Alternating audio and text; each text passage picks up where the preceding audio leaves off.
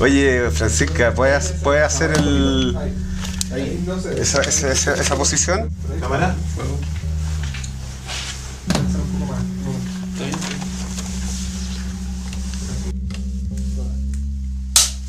Acción. Muy buenas noches, esto es TV Clima Nacional. En el norte grande, una alta presión hará que las corrientes de cobre fluyan sin restricción hacia el extranjero. Tocopilla se verá refrescada por una brisa agradable de hollín y arsénico.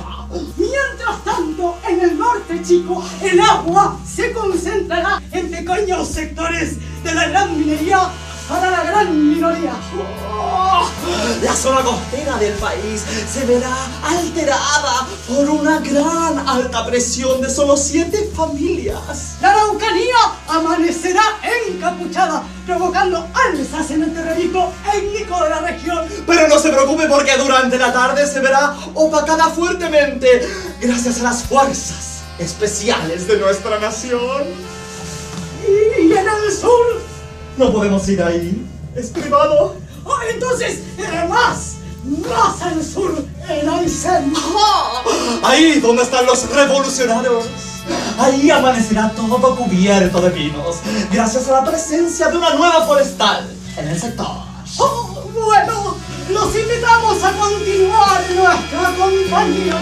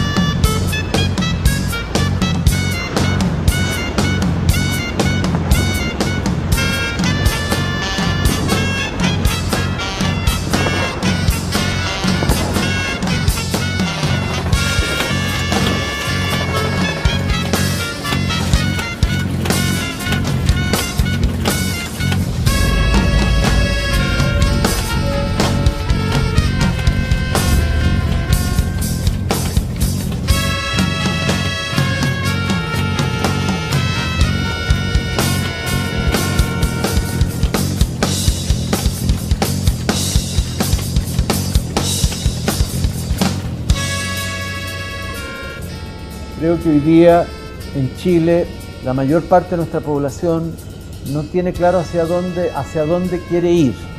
El neoliberalismo ha calado mucho desde el punto de vista de la cultura, usando el término cultura en su sentido más amplio, de modo de vida, de modo de existencia, de forma como la sociedad se organiza y se ve a sí misma. El neoliberalismo ha penetrado la sociedad chilena hasta en sus fibras más íntimas. La historia es curiosa. ¿Por qué se llegó a eso? Fue porque vino un profesor de Chicago a Chile de apellido Harberger y trabó una relación sentimental con una chilena. Se casó con esa chilena, se fueron a Estados Unidos y venían periódicamente a visitar a su familia a Chile, y Harberger entonces empezó a frecuentar a la Universidad Católica y ahí se hizo el programa de cooperación Universidad Católica, Universidad de Chicago, y de ahí surgen lo que se llamó los Chicago Boys. Los Chicago Boys era un grupo de economistas chilenos que fueron a estudiar a la Universidad de Chicago, cuyo maestro era un conocido economista de ultraderecha llamado Milton Friedman. La Universidad de Chicago era uno de los centros ideológicos más importantes de ese periodo del pensamiento monetaristas, serían una expresión estricta, que después pasa a ser las concepciones neoliberales, que pasaron a predominar a nivel mundial desde el comienzo de la década de los 80. Y que en esos años, fines de los 60, elaboran un texto de propuesta para la economía del país. Ellos están íntimamente vinculados a la generación de lo que se denomina el ladrillo, que es el documento que se preparó durante el periodo de la Unidad Popular, o prepararon durante el periodo de la Unidad Popular para que sirviera de base a las formulaciones de política económica que iban a aplicar. Donde está efectivamente, antes del golpe, establecido las líneas gruesas de la transformación y del retroceso profundo que se produjo en el país como consecuencia de la aplicación de esas medidas.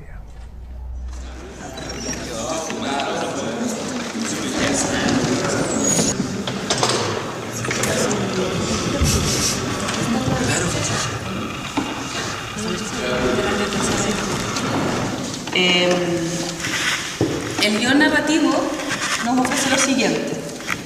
Al comienzo vemos de perfil al profesor Milton Friedman poniendo punto final a una frase escrita en la pizarra. Vamos a ir.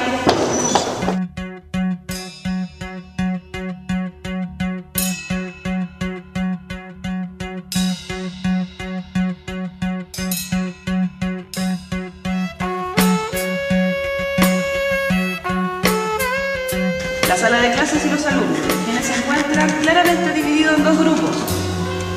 Uno de ellos, los Chicago Boys, están sentados en las primeras filas de la sala.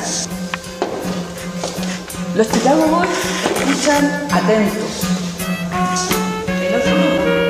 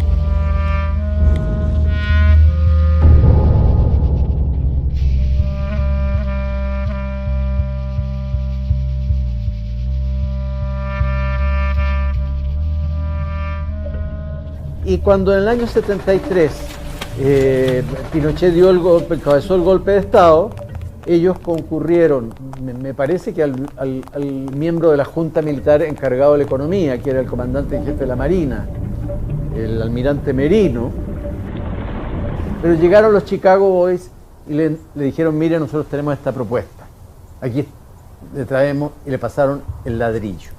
De modo que eso es lo que viabilizó que se armara a partir del 74, 75, ya bien formalmente, el ingreso de este grupo de economistas al manejo económico del gobierno de la dictadura, y provocó este maridaje paradójico en cierto sentido entre uno de los gobiernos más represivos y antilibertarios, supuestamente defensora de la libertad de decidir, de la libertad de elegir, como decía Friedman.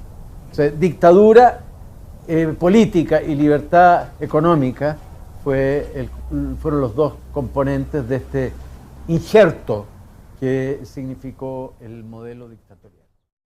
Gran liquidación, gran. No se pierda el ofertón del siglo, aquí en El Confín del Mundo. Si usted es extranjero y quiere invertir en Chile, le ofrecemos simplemente lo mejor que tenemos: nuestros recursos naturales y muy particularmente nuestro querido y preciado cobre. Vamos, atrévase, hemos preparado para usted un atractivo paquete de medidas para hacer mucho más atractiva su inversión. Nuestra oferta no tiene competidores porque estas medidas no podrá encontrarlas en ningún otro país del mundo. Es simplemente para no creer. Si usted accede a nuestra invitación, le garantizamos la explotación del mineral a perpetuidad. Para ello, hemos modificado el concepto de concesión minera, transformándola en concesión plena. Es decir, usted es dueño absoluto del mineral hasta su agotamiento. Pero eso no es todo. Escuche bien. Entendiendo que el proceso de producción de cobre necesita abundante agua, hemos decidido que haga uso gratuito de este vital elemento, el cual puede encontrar fácilmente en pozos cordilleranos subterráneos aledaños a los yacimientos.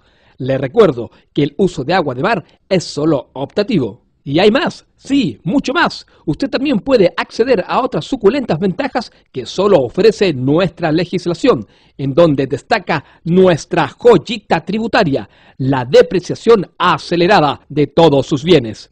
Asimismo, usted no debe sentirse obligado a dar valor agregado al producto, y si quiere fundir y refinar en industrias propias en su país de origen u otro lugar elegido por usted mismo, no hay problema. Hemos decidido ayudarlo con el flete de su transporte y con los costos de fundición, entre otros gastos asociados, rebajándolos de impuestos. Por otra parte, prometemos no controlar los precios de transferencia entre empresas relacionadas. Eso es un asunto privado. En materia de empleo, nuestros gentiles inversores pueden externalizar y subcontratar ilimitadamente toda la mano de obra necesaria para el proceso. Si así lo estima, usted puede desvincular a todo trabajador que ose mencionar la palabra sindicato.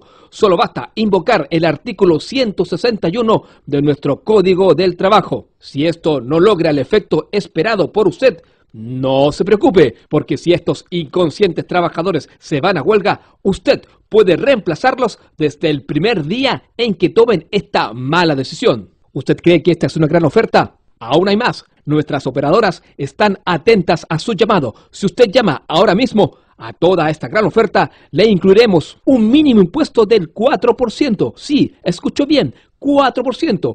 En otros países a este impuesto se le denomina royalty y son mucho más elevados. Pero no se preocupe, el nuestro es de fachada solamente. Llame ahora, llame ya. Nuestros operadores están esperando. No pierda este gran ofertón del siglo. Ganancias por 2.410 millones de dólares obtuvieron los bancos chilenos en los primeros 9 meses del año. Eso sí, los resultados de septiembre son un 15% más bajos que el mismo mes del año pasado. La superintendencia del sector informó que esta baja se debe al aumento en las provisiones y a los mayores gastos asociados a los créditos provocados por una desaceleración económica y a la compleja situación internacional. Las instituciones que lideraron las utilidades fueron el Banco de Chile y el Santander, con 697 y 592 millones de dólares respectivamente. Tras el fallo del Tribunal de Defensa de la Libre Competencia, en el que se determinó que Salcobran, Cruz Verde y FASA se coludieron para fijar precios en el mercado de distribución de medicamentos y sancionó a las dos primeras con la máxima multa de 19.000 millones de dólares cada una, Farmacias Ahumada, tras acuerdo conciliatorio, al reconocer su delito, llegó a un acuerdo con el Estado y canceló $1 millón. Frente a esto, la Asociación de Consumidores de Osorno ACO, que preside Luis Álvarez González, manifestó su satisfacción porque el Tribunal de Defensa de la Libre Competencia cumplió finalmente con su labor y sancionó a estas cadenas de farmacias. Sin embargo, sostiene que la colusión es un negocio redondo, ya que se estafa a los consumidores, se paga una multa y se sigue ganando, ya que dicha sanción económica no dice relación con abandonar las prácticas ilegales y abusivas de la colusión. Según Luis Álvarez González, con este fallo queda abierta la posibilidad para que los consumidores que se vieron afectados por esta colusión puedan establecer demandas individuales o colectivas para conseguir reparar el daño económico causado, de acuerdo a lo establecido en la ley del consumidor. Ante este caso de colusión, concluyó Luis Álvarez González, hacen un llamado al gobierno a seguir perfeccionando las leyes de protección a los consumidores y a los ciudadanos a estar muy atentos ante cualquier situación anormal en los precios de los medicamentos o de otros productos de consumo masivo. 80.435 millones de pesos, una cifra imponente, son las utilidades de las ISAPRES. Para las aseguradoras, el aumento en 168 millones de dólares se explica por el aumento de los cotizantes y no creen que esas ganancias sean demasiado altas. Porque yo le preguntaría, ¿estás de acuerdo con el sueldo que gana? Ya, entonces eso responde, o sea, lo que son las percepciones de las personas con respecto a las remuneraciones, a las utilidades y todo, son sensibilidades personales. Hay empresas solas que ganan más que todo el sistema. Y cuando estamos hablando de 2.337 pesos por beneficiario, tengo entendido que para los que fuman una cajetilla de cigarrillos cuesta eso. Según el órgano gremial, en 2012 el costo de las prestaciones de salud aumentó en un 8,2% y las licencias médicas en un 10,4%. Y también hubo más cotizantes y beneficiarios. Ese aumento de los cotizantes sí ha sido presentado anteriormente por parte de nosotros en el momento en que vimos los resultados de las estadísticas de los beneficiarios, y eso es real, ¿no? Para algunos legisladores, las mayores utilidades son otra señal para cambiar cuanto antes la ley de ISAPRES. Mientras no haya una modificación real, van a seguir teniendo utilidades millonarias porque se hacen en base a una ley que desde su inicio fue un traje a la medida para la ISAPRES. Respecto al crecimiento de las principales ISAPRES, Banmédica y Colmena se posicionan como las dos aseguradoras con mayores utilidades. Vamos hacia un sistema que al final vamos a terminar con todo ISAPRES, con todo lo que significa eso sobre la competencia, porque con todo ISAPRES nosotros la gente no puede elegir, y por lo tanto la posibilidad de abuso de parte de esta institución es más alta. En el caso de los reajustes de los planes de salud que se realizarán durante marzo, la Asociación de ISAPRES no quiso hacer pronósticos e indicó que las alzas dependen de cada aseguradora. Crisis en el sistema. Los chilenos viven más y sus pensiones parecen cada vez más inseguras. Según proyecciones, la mayoría de los chilenos podrían terminar con una jubilación de 150.000 pesos. Las AFP vuelven a estar en la mira. El gobierno dice que estudia distintas alternativas, pero aún no hay un consenso. O le ponemos más ahorro a la cuenta individual, y ese puede ser ahorro voluntario o ahorro obligatorio, o cambiamos la relación entre años de cotización y años de pensión. No, yo quisiera decir que nosotros no estamos pensando en aumentar la edad de jubilación. Lo que sí tenemos claro es que el 10% no alcanza. Pero críticos del sistema privado de pensiones sostienen que aumentar las cotizaciones solo favorecería a las AFP. ¿Cuánto gastan las AFP todos los años en pagar pensiones? Neto, porque la mayor parte de las pensiones que ellos pagan las paga el Estado. ¿Pero cuánto gastan ellos? 1 billón de pesos. Pero sin embargo, ¿cuánto suman las cotizaciones que todos los años los trabajadores le están dando a las AFP? 4 billones de pesos. El argumento es que con un sistema de reparto, en vez de uno de ahorro privado, habrían recursos de sobra para pagar e incluso mejorar las pensiones. Otros discrepan y dicen que eso sería una vuelta al pasado. No debería asustar tanto. Es preocupante, son cambios difíciles, pero recordemos que venimos de un sistema de pensiones donde se cotizaba en promedio el 20,5%. Los representantes de las AFP, en tanto, niegan que los intereses de las compañías sean distintos a los de los cotizantes. Claramente eso no es así. Más o menos un 70% del patrimonio propio de la AFP está invertido igual que los afiliados y por ello, en cierta medida, corren la misma suerte que los afiliados. Pero que algo hay que hacer parece ser la conclusión compartida de los expertos. Hay que, por un lado, fortalecer el pilar solidario, extenderlo a una porción significativa de las capas medias y además hacer las otras cosas de aumento de ahorro que son razonables. Un debate que incluye otras variantes como una eventual AFP estatal y que podría cobrar fuerza en un año electoral. Jennifer Lobos, CNN Chile. Y también en Chile, polémica generó la condonación de una deuda tributaria por 125 millones de dólares a la empresa Johnson's. Los cuestionamientos crecen ya que ex ejecutivos de la compañía son ahora directivos del servicio encargado de cobrar los impuestos del Estado. Veamos la historia. Más de 120 millones de dólares en deuda por impuestos fue perdonado por el Estado chileno a favor de Johnson's, condonación considerada por especialistas como el mayor perdonazo tributario de la historia del país. El Estado chileno lo que ha hecho es contribuir directamente a que uno de los más importantes grupos económicos, del cual su gerente general anterior es el actual ministro y candidato presidencial de la derecha, Goldberg, pudiera hacerse de una empresa que tenía muchas ganas, pero que tenía altas deudas a nivel de impuestos.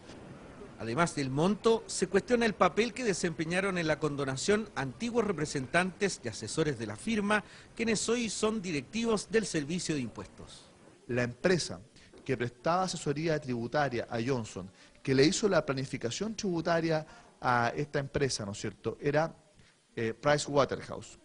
El actual director de Servicio de Impuestos Internos era justamente el encargado de la planificación tributaria de ese departamento en Pricewaterhouse. Los pequeños empresarios exigen al gobierno una condonación similar a la que favoreció a esta casa comercial si se considera que tienen millonarias deudas y son el sector que genera cerca del 80% del empleo en Chile. No es de extrañar que una empresa como Johnson, que seguramente no va a haber pagado impuestos nunca en su vida, porque estas empresas grandes compran empresas con pérdida, utilizan todas las franquicias tributarias y hacen lo que se llama elusión, que es una manera elegante de decir evasión legal. La Cámara de Diputados de Chile investigará la decisión del Servicio de Impuestos Internos de perdonar la deuda a Johnson's, condonación cuestionada, al igual que los directivos involucrados en este hecho. Raúl Martínez, Telesur, Chile.